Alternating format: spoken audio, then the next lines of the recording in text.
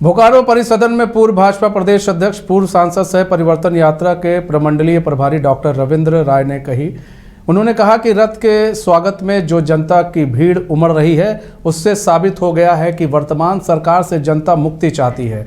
उन्होंने कहा, झारखंड को मजबूत करने के लिए भाजपा ही विकल्प है। चूंकि प्रधानमंत्री, गृह मंत्री, पूर्व पीएम अटल बिहारी वाजपेयी जी के सपनों का झारखंड बनाना है। उन्होंने कहा कि परिवर्तन यात्रा का मतलब है झारखंड का भविष्य बदलना। उन्होंने कहा कि हम जो जनता से वादा करेंगे उसे पूरा करेंगे। विरोधी दल के मुख्य सचेतक सह बोकारो के विधायक बिरंची नारायण, भाजपा बोकारो जिला अध्यक्ष जयदेव राय समेत कई नेता मौजूद थे। वैसे कल बहुत सारी बातें जनसभा के माध्यम से हमारे राष्ट्रीय प्रभारी जो चुनाव के हैं उनके माध्यम से आपके बीच में आया है। आदरणीय शिवराज सिंह चौहान जी कल आए थे। यात्रा में, चूँकि लंबी यात्रा में जगह जगह पर कार्यकर्ता और जनता को अभिवादन करते हुए हम लोग चलते हैं, तो जो विषय सामने आ रहा है वो मैं आपके बीच रखना चाहता था। सबसे पहले तो मैं आपसे ये कहना चाहूँगा कि पूरे झारखंड के अंदर जो 6 परिवर्तन संकल्प यात्रा चला है, उसमें से उत्तरी छोटानागपुर के पूर्वी भाग का यह संकल्प यात्रा पशुपात अस्त्रधारी महादेव झारखंड धाम से इसको प्रारंभ किया गया। देश के यशस्वी गृह मंत्री जी ने प्रारंभ किया, श्रीमान अमित शाह जी ने। उस दिन सारे प्रदेश के और हमारे केंद्रीय नेता लोग उपस्थित थे। झारखंड की जनता, आम जनता परिवर्तन की चाहत लेकर जिस प्रकार से रथ यात्रा को स्वागत कर रही है और उमड़ रही है, वो वास्तव में बीजेपी के लिए भी अविश्वसनीय है। हमें भी इस बात का अंदाज नहीं था कि जनता में इतना रोष है। चुनावी जो वोटिंग समीकरण होता है, सामान्य रूप से वो अंकगिनत लोग सामने रखते हैं। मुझे याद आता है कि छत्तीसगढ़ में लोग मानते थे कि भूपेश बघेल अब कभी सत्ता से बाहर नहीं जाएंगे। झारखंड में लोग ये चर्चा का विषय बना दिए थे कि समाज में जिस प्रकार का विभाजन जेएमएम और कांग्रेस ने किया है, उसमें मुसलमान, आदिवासी और ये वो समाज को विभाजित करके अब यहाँ ये अस्थायी रूप से सत्ता। भारतीय जनता पार्टी के बोकारो विधायक से मुख्य सचेतक बिरंची नारायण के आवासीय कार्यालय में स्वर्गीय पंडित दीनदयाल उपाध्याय की जयंती धूमधाम से मनाई गई। जयंती कार्यक्रम में पूर्व सांसद सह परिवर्तन यात्रा के प्रमंडलीय प्रभारी रविंद्र राय भी शामिल हुए। उन्होंने कहा कि स्वर्गीय उपाध्याय जी द्वारा बताए गए रास्ते पर चलने वाले हम राही हैं। उनके सपने को साकार करने के लिए उनके आदर्शों पर चलने का संकल्प लेते हुए भारत के विकास के लिए संकल्पित है। आज 25 सितंबर है। हमारे मार्गदर्शक पूज्य स्वर्गीय दीनदयाल उपाध्याय जी का आज जन्मतिथि है और हम उनके द्वारा बताए गए आदर्श राजनीतिक पाथेय के हम लोग राही हैं। उन्होंने जो राजनीतिक जीवन में एकात्म मानववाद का दर्शन दिया, जिसके गर्व से पंचनिष्ठा जैसी राजनीतिक मूल्यों का एक आवरण बना हुआ है। भारतीय जनता पार्टी समाज की अंतिम सीढ़ी पर बैठे हुए विकास की राह में इंतज़ार कर रहे समाज के उस दलित और कमज़ोर लोगों को हम उठाने के लिए उनसे प्रेरणा लेते हैं।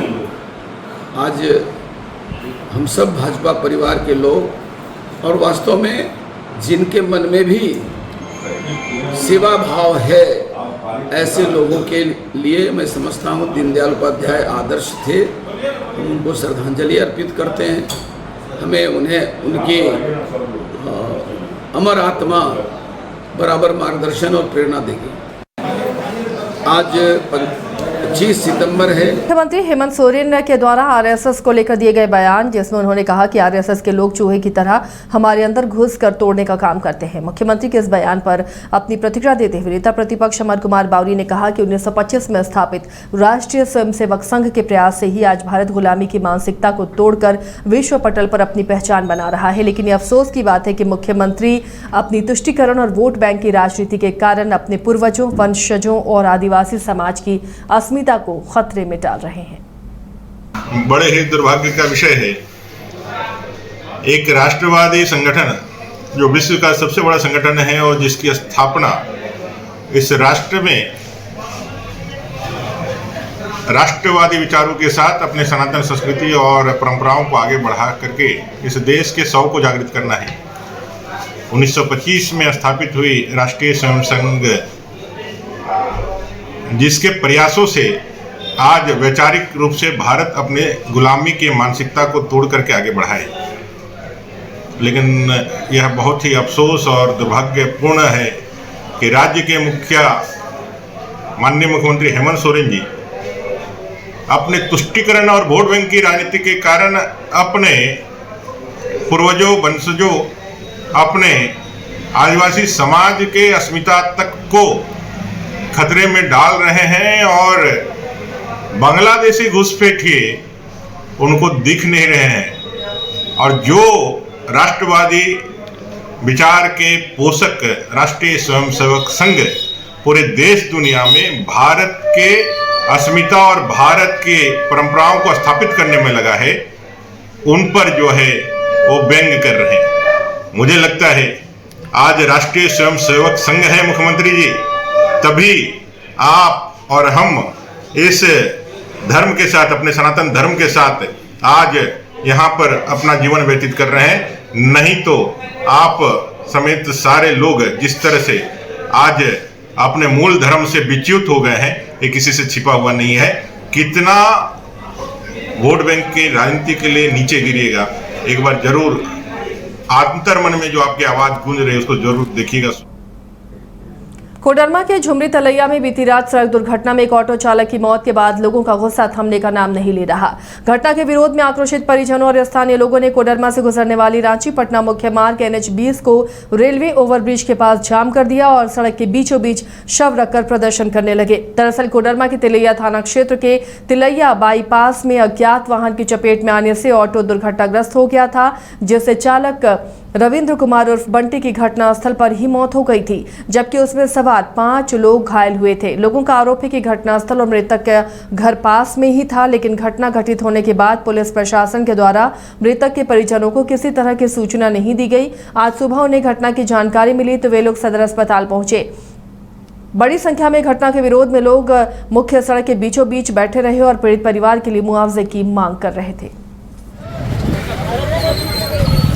नरेश नगर का जो है ऑटो से उसको कोई ट्रक वाला हवा वाला मार के चला गया और मालूम हुआ कि बॉडी जो है सरद हॉस्पिटल में रखा हुआ है। अब रात में ही प्रशासन किसी तरह का कोई हम लोग को मतलब किसी को भी ना उसके घर वाले को ना मोहल्ला टोला किसी को जानकारी नहीं हुआ।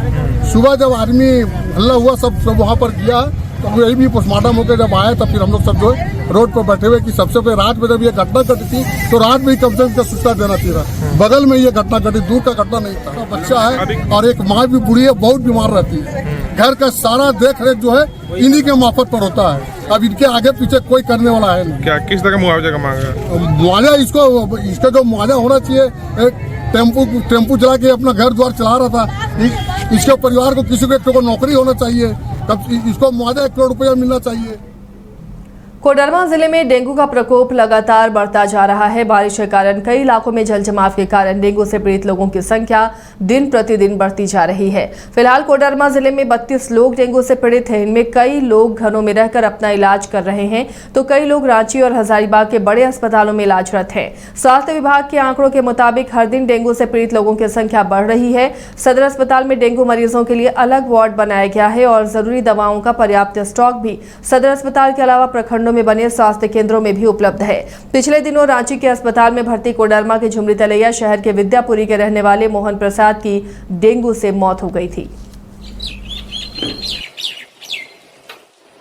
होता है क्योंकि पानी जो है सो जल जमाव अगल बगल घर में या डब्बे डुब्बी में या कूलर फ्रिज टूटा हुआ जो छत पर रहता है उस समय पानी जम जाता है। और जब भी डेंगू पनपता है उसका लार्वा तो साफ पानी में ही पनपता है।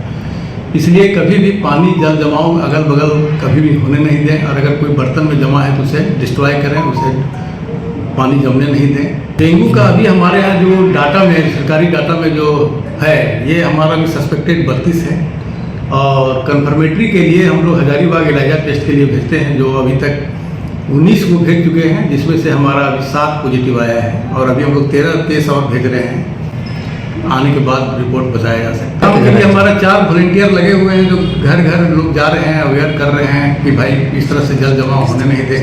लोगों को बता रहे हैं कि इससे ये पैदा होता है, लार्वा पैदा होता है, जिससे डेंगू होने का खतरा बढ़ जाता है। वो दिन में काटता है। लोग अपना पूरा कपड़े के साथ अपना पहने, फुल स्लीव कपड़ा होना चाहिए, जिससे कि मच्छर नहीं काटे और उससे बचा जा सके। सदर अस्पताल में व्यवस्था हमारा एडमिट करने के लिए है, किसी तरह का कोई दिक्कत नहीं है। अगर वैसा केस आता है, अभी तक कोई एडमिट नहीं है और न किसी तरह का कोई खतरा ज़्यादा है जिससे कि लोगों को होना होता है। क्योंकि पानी जो है सो जल जमाव अगल बगल घर में या डब्बे डुब्बी में या कूलर फ्रिज टूटा हुआ जो छत पर रहता है उस समय पानी जम जाता है। और जब भी डेंगू पनपता है उसका लार्वा तो साफ पानी में ही पनपता है। इसलिए कभी भी पानी जल जमाव अगल बगल कभी भी होने नहीं दें, और अगर कोई बर्तन में जमा है तो उसे डिस्ट्रॉय करें, उसे पानी जमने नहीं दें। डेंगू का अभी हमारे यहाँ जो डाटा में, सरकारी डाटा में जो झारखंड राज्य आजीविका संवर्धक सोसाइटी महिलाओं को सशक्त और आत्मनिर्भर बनाने के लिए लगातार प्रयास कर रही है, जिसके तहत कार्यक्रम आयोजित हो रहे हैं। और इसी के तहत धनबाद जिले के पूर्वी टुंडी प्रखंड के मोहलीडीह पंचायत भवन में वार्षिक आम सभा आयोजित हुई। आम सभा में मुख्य रूप से टुंडी विधायक मथुरा प्रसाद महतो शामिल हुए। मथुरा महतो ने महिलाओं को संबोधित करते हुए बताया कि यह समूह महिलाओं के लिए लाभदायक है। इस प्रखंड में लगभग 650 SHG ग्रुप है, जिसमें लगभग 7000 दीदियां प्रभावित हो रही हैं और अपना जीविकोपार्जन करने में सक्षम वो नजर आ रही हैं। कार्यक्रम में JSLPS के BPM विश्वेश्वर माझी, BPO शैलेंद्र चौबे, प्रखंड एडमिन जितेंद्र कुमार लाल दास शामिल रहे। आज जो है JSLPS का जो है पूर्वी टुंडी के मोहलीडीह पंचायत के पंचायत भवन में वार्षिक बैठक में हम लोग उपस्थित हुए, और वार्षिक बैठक में हमारे जनप्रतिनिधि सम्मानित मुखिया जी, अन्य लोग उपस्थित होकर हम लोगों ने यह प्रयास किया कि पूर्वी टुंडी जैसे सुदूर क्षेत्र में अगर महिलाएं JSLPS से संपर्क में रह के SHG ग्रुप तैयार करके और लोगों को आर्थिक रूप से मजबूत होने का जो पहल है, ये काफी सराहनीय है। और सभी महिलाएं इस पर जागरूकता को भी दर्शाता है कि इन लोगों के ही जरिए SHG ग्रुप तैयार हुआ, और SHG ग्रुप तैयार होके विभिन्न तरीकों से आर्थिक रूप से महिलाओं को सशक्तिकरण एवं किसानों को भी उत्साहित किया। आज जो है JSLPS का जो है पूर्वी टुंडी के मोहलीडीह पंचायत के पंचायत भवन में वार्षिक बैठक में हम लोग उपस्थित हुए, और वार्षिक बैठक CGL की परीक्षा होने के बाद से लगातार बवाल थमने का नाम नहीं ले रहा है। देवघर में भी CGL की परीक्षा को रद्द कराने की मांग को लेकर दर्जनों छात्र नेता सड़क पर उतरे और JSSC और झारखंड सरकार के खिलाफ नारेबाजी कर विरोध प्रदर्शन किया। छात्रों का कहना है कि JSSC CGL का पेपर गलत तरीके से सेट किया गया है। पिछली परीक्षा करीब 17 प्रश्न इस बार के पेपर में सीरियल था। वहीं छात्रों का आक्रोश JSSC के अध्यक्ष के द्वारा प्रेस कॉन्फ्रेंस कर दी गई जानकारी को लेकर भी है। छात्रों का कहना है कि नेट बंद करके पेपर लीक को छुपाने का प्रयास किया गया और 8 साल तक एग्जाम नहीं लिया गया, लेकिन 2 दिन पहले एग्जाम लिया गया और आज आंसर की जारी किया जा रहा है। दिन में रिजल्ट भी घोषित कर दिया जाएगा। आखिर इतनी जल्दबाजी क्यों है?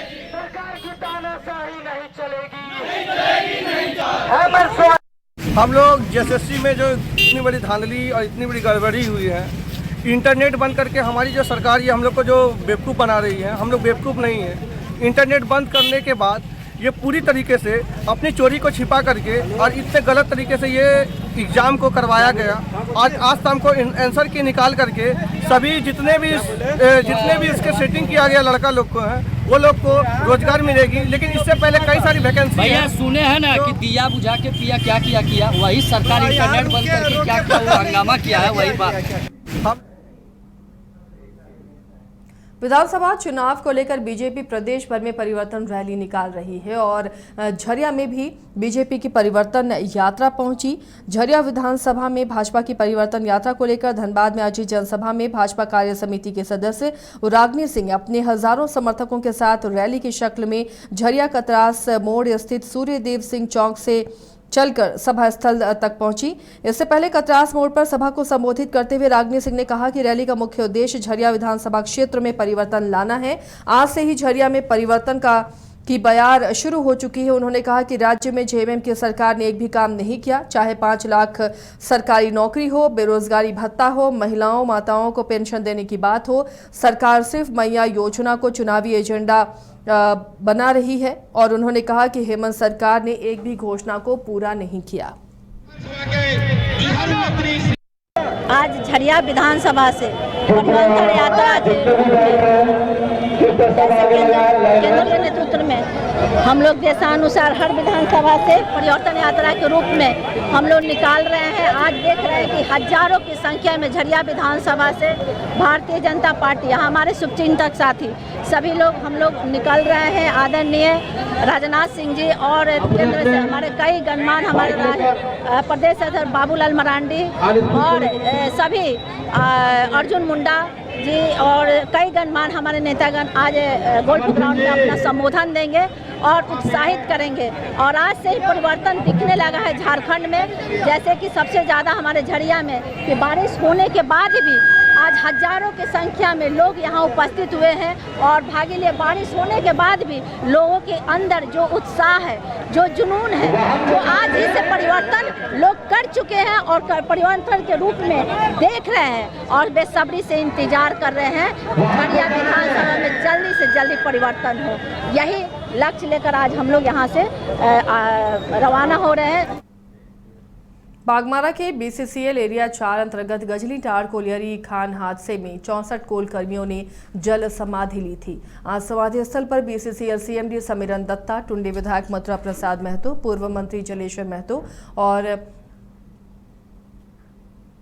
शत्रुघ्न महतो सहित मृतक के परिजनों ने शहीद स्मारक स्तंभ पर श्रद्धांजलि अर्पित की।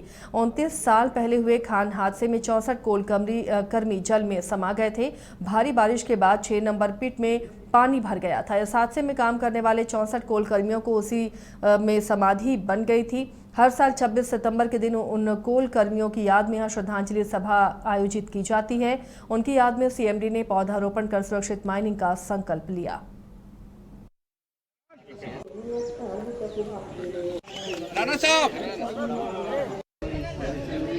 देखिए, निरंतर चलने वाला मामला चलता रहे।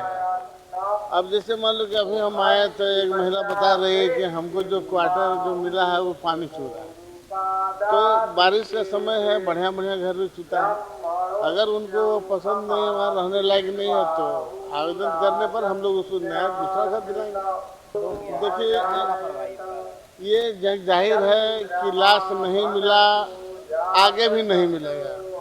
29 बरस छोटा नहीं होता है, बहुत बड़ा अवधि पार हो चुका है, इसलिए इस पर अब कोई चर्चा करना उचित नहीं।